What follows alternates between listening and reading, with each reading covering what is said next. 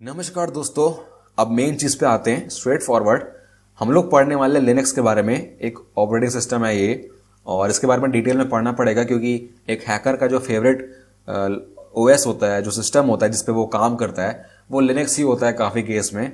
तो इसके बारे में पढ़ना हमको बहुत ज़रूरी है, तो प्लीज़ ध्यान दीजिएगा, आपसे काफ़ी इंपॉर्टेंट चीज़ें आने वाली हैं। तो पहले डिफाइन करते हैं कि लिनक्स जो है वो आया कहाँ से था, मतलब एक्चुअल में अभी तो बोलते हैं कि वो है क्या, पहले ये जान लेते हैं। तो सबसे पहला term open source. Open source का मतलब ये कि इसके कोड में आप खुद भी चेंज कर सकते हो। मतलब इसका जो कोड है, जो इस सॉफ्टवेयर का कोड है, ऑपरेटिंग सिस्टम क्या होता है, सिस्टम सॉफ्टवेयर ही होता है ना। तो इस सॉफ्टवेयर का जो कोड है आप खुद पढ़ सकते हो खोल के, और फिर उसको मॉडिफाई भी कर सकते हो। मतलब खुद का लिनक्स भी बना सकते हो आप। मैं बोल सकता हूँ ऐसा। तो ये मतलब ओपन सोर्स का जो काम है वो क्यों है, क्योंकि जो माइक्रोसॉफ्ट का विंडोज है वो ओपन सोर्स नहीं है, क्योंकि आप मतलब विंडोज को खोल के पता नहीं लगा सकते कि वो कैसे बना है, और फिर उसका खुद से कोड भी चेंज नहीं कर सकते हो। तो ओपन सोर्स का यही फायदा है, व्हाइट बॉक्स हम लोग देख सकते हैं सारी चीजें, और खुद से मॉडिफाई भी कर सकते हैं, कोई हमको रोक नहीं सकता। एक पब्लिक लाइसेंस होता है सारे सॉफ्टवेयर्स में जो ओपन सोर्स होते हैं, ना कि जो क्लोज्ड होते हैं, जो प्राइवेट होते हैं, जो कंपनी ने ओन किए हुए हैं। उनके साथ हम लोग कुछ कर नहीं सकते, क्योंकि वो लोग लीगल एक्शन ले सकते हैं हमारे ऊपर, क्योंकि जो लाइसेंस है वो कंपनी ने लिया हुआ है ना, तो अपन कुछ कर नहीं सकते। हम लोग कमर्शियली उसको कुछ बेच सकते नहीं है। लेकिन लिनक्स को भी हम लोग बेच नहीं सकते कमर्शियली, वो भी हमको ओपन सोर्स करना पड़ेगा अगर हमको खुद का बनाना है तो।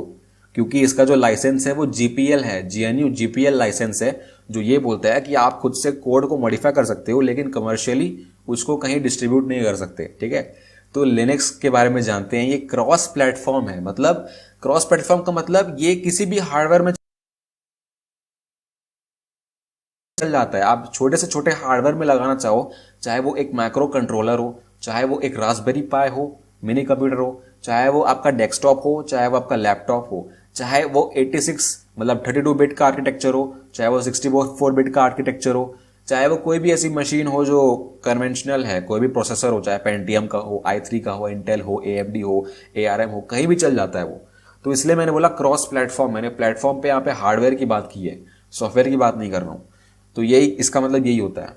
लिनक्स कहाँ से आया था? यूनिक्स से आया था। यूनिक्स जो ओएस है वो डेनिस रिची और केन थॉमसन ने बनाया था बहुत पहले, और लिनक्स जो बनाया था वो लाइनस टॉरवाल्ड्स ने बनाया था। यूनिक्स को ही मॉडिफाई करके उसने कुछ कोड में चेंज किया था, और उसके बाद लिनक्स सामने आया था।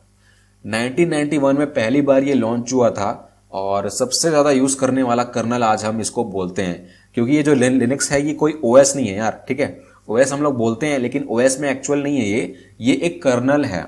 ओएस इस पे कुछ कुछ ऐड करके बनाया गया है, लेकिन ओरिजिनली जो लिनक्स लॉन्च हुआ था वो एक कर्नल है। अगर हम लोग सिर्फ लिनक्स बोलेंगे तो वो एक कर्नल है, ओएस नहीं है वो।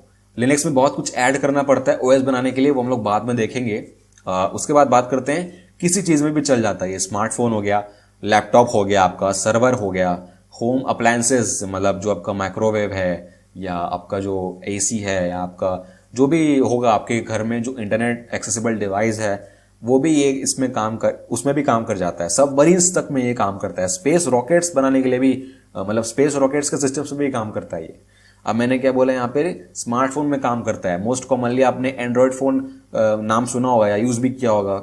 एंड्रॉयड आपने देखा होगा, तो वो भी लिनक्स का ही एक पार्ट है। लिनक्स के कर्नल को मॉडिफाई करके बनाया गया है।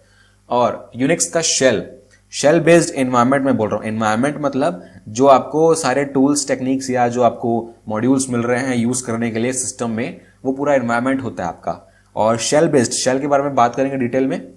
यूनिक्स एक कर्नल है सिर्फ का सिर्फ, और लिनक्स भी एक कर्नल ही है सिर्फ, कोई ओएस नहीं है। दोनों ओएस हम लोग ने अलग से कुछ ऐड करके बनाया हुआ है। अब बात करते हैं एवोल्यूशन ऑफ लिनक्स, थोड़ा हिस्ट्री बात कर लेते हैं यहाँ पे। यूनिक्स जो बना था वो पहली बार 1969 में बेल लेबोरेटरीज में बनाया गया था।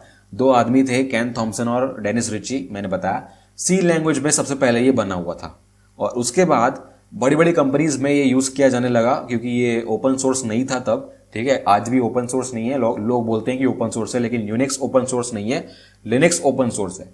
यूनिक्स कमर्शियल सिस्टम्स के लिए बनाया गया था, जैसे बड़े बड़े वर्क स्टेशन है उनके लिए बनाया गया था। हमारे होम यूज के लिए यूनिक्स कंपैटिबल नहीं है, क्योंकि हम लोग लिनक्स यूज करते हैं ना। कभी आपने सुना है कि मैं यूनिक्स यूज कर रहा हूं? नहीं, हम लोग लिनक्स यूज करते हैं। तो जब बाद में इसका एवोल्यूशन हुआ तो यूनिक्स के भी अलग अलग अपने अपने डिस्ट्रीब्यूशंस निकलने लगे। तो ओपन सोर्स नहीं था इसलिए ये ज़्यादा चला नहीं, क्योंकि हम लोग इतना ज़्यादा पैसा नहीं दे पाते थे, मतलब घर घर में ये यूज़ नहीं हो पाता था, तो इसलिए ये ज़्यादा चला नहीं और पॉपुलर भी नहीं हुआ ज़्यादा। 1991 में क्या हुआ, एक टॉरवाल्ड्स नाम का आदमी था, वो खुद उसने यूनिक्स को लिया और खुद कुछ चेंज किया उसमें और उसको फ्रीली अवेलेबल बना दिया, खुद से उसको रिलीज कर दिया।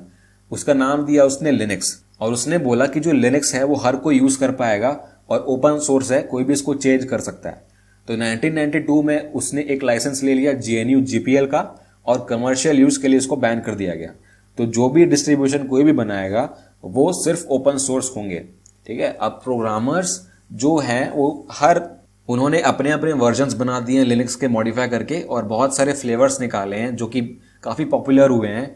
तो नेक्स्ट वीडियो में उनके बारे में बात करेंगे, तो देखते रहिए, सीखते रहिए और गुड बाय।